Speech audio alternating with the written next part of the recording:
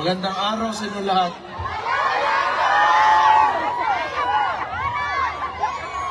Kumusta naman kayo? Okay lang, Lai!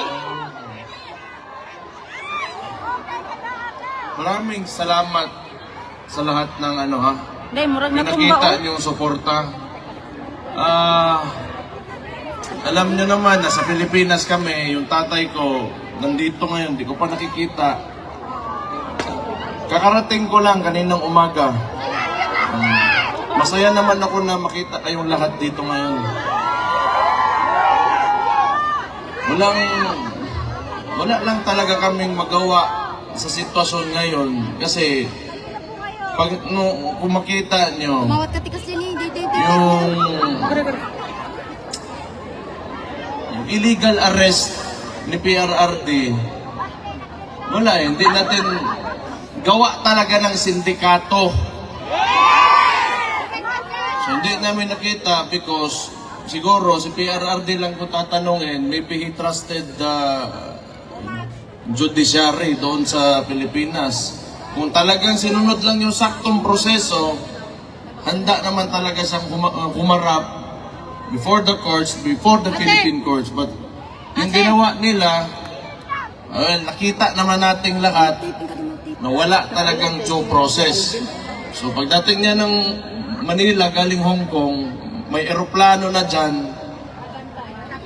Well, technically, sa nangyari, tawag doon kidnapping talaga. Wala tayong, pero siguro okay na lang kasi nandito naman kayo. I'm sure nalalaman niya man na maraming sumusuporta sa kanya and very important na lalo na sa edad niya. He's already 80 years old. Tapos, makulong ka pa. Malungkot talaga masyado yan. So, ito ba, mingaw kayo. Nalaman niya maraming bigaon dito sa labas naghahintay sa kanya. Masaya na yan. So, hindi ko man ngayon ko makikita si Papa. Maybe tomorrow or the following day, sabihan ko na lang na ako lang yung huli nakapunta dito kasi ako yung naiwan doon sa Davao, mayor kasi ako. So, congratulations! But I'm happy to see you right now and personally magpasalamat sa inyo. And tayo naman lahat dito OFW, lalong-lalo na yung birthday din ni PRRD, ni Papa, no? Buong mundo nag-demonstrate talaga natin yung support natin. Hindi man lang talaga particularly sa tatay ko, pero sa anong klaseng gusto natin na Pilipinas na magkaroon tayo. At talagang sigurado ako, hindi yung paraan ng administrasyon ngayon. So makita natin, ngayon din, sa nung eleksyon na nangyari, kung tingnan nyo sa Davao, wala kaming vote buying doon. Yes! For the longest time, talaga dito sa Davao, si Roddy Duterte, hindi niya sinanay ang mga taga Davao pagdating sa vote buying. Kasi ang vote buying kasi, gawa lang yan ng kapitalista. Maghanda ka ng pera, tapos pagpasok ng eleksyon, gagamitin mo yung pera na yon para piliin kang tao, para ikaw yung piliin. So, ano ang consequence nun sa lugar nyo? Malamang, kung ikaw politiko ka at negosante ka rin at the same time, ang tendency niyan, babawiin mo yung nawala mo yung pera mo kasi nangapital ka pagpasok mo sa posisyon. Tama! So, mahalaga, yun na nga, ever since, ang ginagawa namin sa Davao, kinukuha namin yung mga nagbibigay na those who engage in vote buying, but still, we vote for those who we truly believe should run government.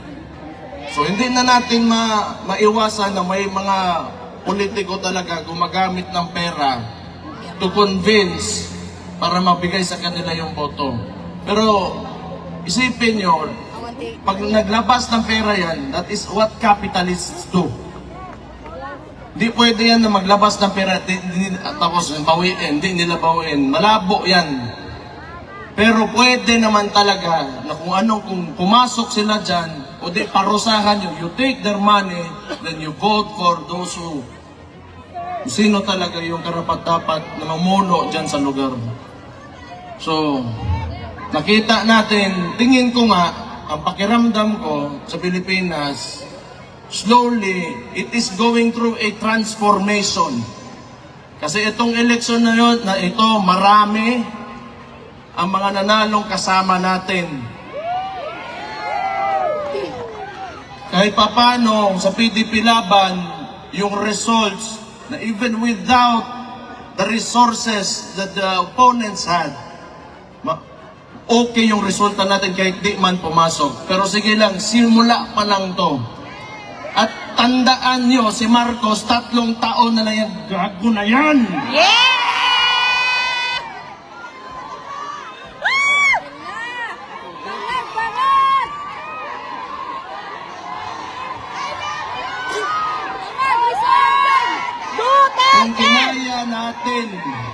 Kung kinaya natin 3 taon, ako sa Davao na bilang alkalde doon, pinahirapan nila ako, wala. Bakit ako malakas? Bakit ang Davao City andyan pa rin ngayon? Bakit si VP, yung kapatid ko, hindi tumitigil? Kasi alam namin na kayong mga Pilipino, kayong mga OFW dito, nasa likod namin lagi. Duterte! Duterte! Duterte! Duterte! Duterte! Duterte! Kasi, naiintindihan ko kayo, lalo na kayo mga OFW. That is why, yung suporta talaga kang PRRD, at maraming salamat din sa kapatid ko, nasa kanila talaga. Kasi may point of comparison kayo because you are living outside of the Philippines and lalo na dito sa Netherlands, dito mga Scandinavian welfare states, pati yan Germany. Alam nyo, yung pera ng tao na uuwi sa mga tao. Pag yung pera natin, yung buwis natin binabayad dyan sa Pilipinas, ewan ko lang po, ina ko nakabalik pa ba yan dyan sa po.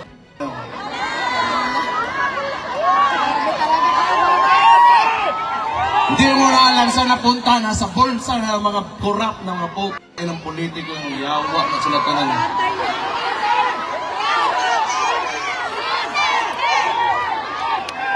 But, you know, kung kayo naniniwala ng federalismo, ibang usapan yon. Sometimes kasi, you know why Marcos can really manipulate and have almost absolute power. It is because of our unitary system of government. Yung presidential system of government natin, it allows the president to have almost total control of all government. Kailangan kasi, yung maganda sa, kung palitan natin yung system of government natin, sabihin natin federalism, hindi dili lang income yung napupunta sa mga sarili-sarili nating probinsya, but the functions of government as well. So, ma-decentralize yung Metro Manila ngayon and Malacanang, and the power will be devolved, and the functions and powers of the agencies will be devolved doon sa mga probinsya, sa mga local government units. So, I do not know kung mangyayari pa ba. Pero that is one of the causes why Marcos can, you know, kaya lang naman gusto nila yung unitary system of government because power is centralized and yung tatay kasi ni Marcos noon was a dictator and you can have cronies. Yung mga ambisyoso masyado dyan sa gobyerno na kahit mali, ginagawa, gusto niyan gayahin nila noon sa panahon ng Marcos Sr., may mga cronies si Marcos Sr., sila General Ver, sila Enrile kaniadtong panahon. Yan ang gusto nila, yung mga Marbel, yan si Torre, mga Rimulya. Kasi ang susunod dyan, they will attempt not to go down in government and they will attempt another dictatorship. And along with that dictatorship comes the cronies. So itong mga ambisosong mga putaragis na ito, mga politiko at nasa gobyerno ngayon, na kahit mali na ginagawa pa rin, gusto niyan, they will join that dictatorship and they will be the cronies of the new Marcos, kaning Junior, na bangag ang ina ngayon. So kaya makita niyo why unusual talaga masyado ang movement ng mga tao na nasa gobyerno na kahit mali nilalabag yung batas pero ginagawa pa rin. It's because not out of their jobs or functions in government, but it's out of selfishness. Pero hindi talaga yan because ngayon, kahit tingnan nyo, ilang demonstrations na nangyari since yung gago na Marcos na yan. Nagsimula yan sa kapatid ko. You know, wala man talaga sana akong problema. Pero, ginatawag nila magnanakaw yung kapatid ko dahil lang sa confidential funds na yan eh. Pero ito yung sasabihin ko, ang tanong ko lang sana ba? Just to, you know, for the sake of argument, kung ang presidente merong billions in terms of confidential funds, tapos gusto nila impeach yung kapatid ko for 425 million pesos, in terms of amount, who is more impeachable? Ang billion or ang million? Yan, isa yan.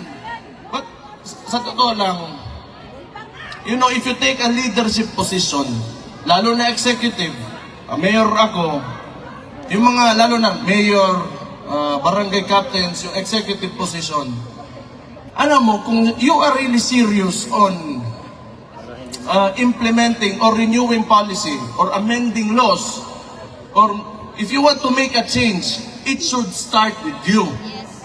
Kung sinasabi sana nitong Marcos na ito na masama may confidential funds, then it should start with him, pababa, so that he will be the example that we will follow. And yet, you are sinisingle out mo yung isang tao. Ano ibig sabihin nun? It's because of politics. When you should be there, nandyan ka to lead the country and fix, you know, what is broken and continue what has already been done. That is good for every peace-loving citizen in the Philippines. Pero anong ginagawa? Ever since, ito lang talaga sa buhay ko, medyo nakita ko noon, Pinoy, before that, Pedro Ramos and Erap, na we are, you know, a bit tolerant when it comes to government, but this is the only time that I've seen the Philippines that is so divided. Tama! And how can you live with that kung nakakadiha? Ikaw, Presidente, unya, you allow your people to suffer and even make lies, hantod karon imong tag-20 nga bugas, wa gyapon na niabot. Ajan!